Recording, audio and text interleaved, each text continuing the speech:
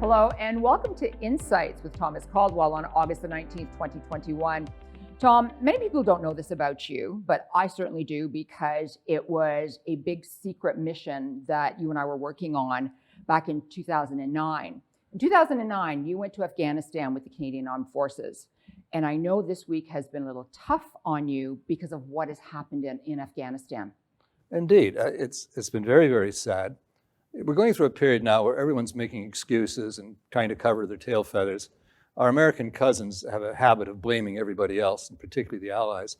But one thing that really upsets me is the way they're blaming the Afghans. The Afghan army fought and died for over 20 years. I mean, they didn't come home after a 6-month tour. They had to fight. They were at risk. Their families were at risk 24 hours a day. And they were ferocious and aggressive fighters. But sooner or later, you lose your spirit. And the other thing I don't like is talking about the Afghan government.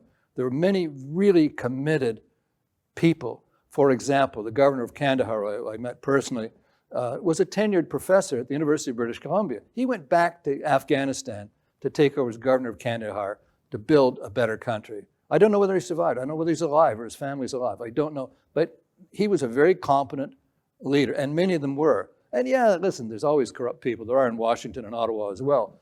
But there were some great people trying to build a better country. And it was failed. And there's going to be lots of analysis and lots of reasons and lots of finger pointing.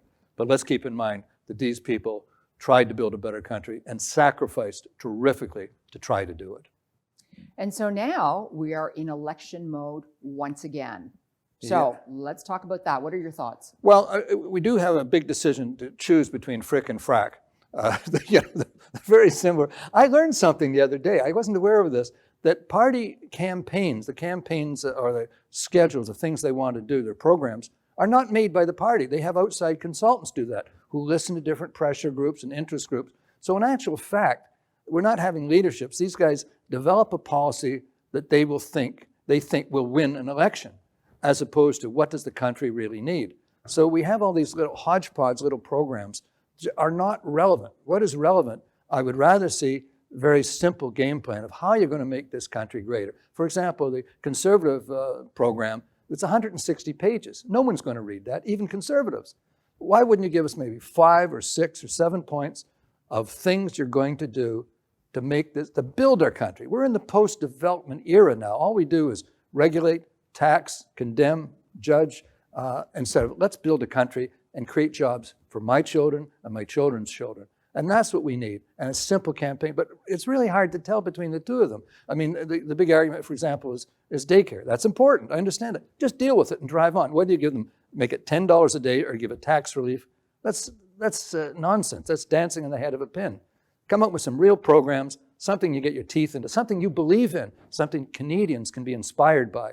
I don't see that in either party at the present time. So there is a sense of apathy that we really, one of the most scary lines I've ever heard is countries get the governments they deserve, and look at what we've got. Ooh, how about the markets? Well, the markets will continue to roll on. Naturally, this is going to be a setback. We are going to see some geopolitical risk. Make no mistake, once America creates this vacuum and pulls back, you'll find China and Russia being more aggressive. You'll find terrorist groups saying, hey, we can beat these guys. So there's going to be some geopolitical turmoil for quite a period of time. But markets are still working on the basis of very, very low interest rates. But they seem to be wobbling around the top for the time being. So I think it's a time to sort of look around, see what profits you want to take, and what new positions in depressed areas might be opportunistic on a go-forward basis. So there's still opportunities in the market, but you're not going to have the low-hanging fruit of a market that's just roaring ahead. And no matter what you buy, you're going to make money on it. It's going to be a little bit different, a bit trickier. You got to use your brains. Thanks for your insights, Tom. Thank you. And thank you all for watching. Bye for now.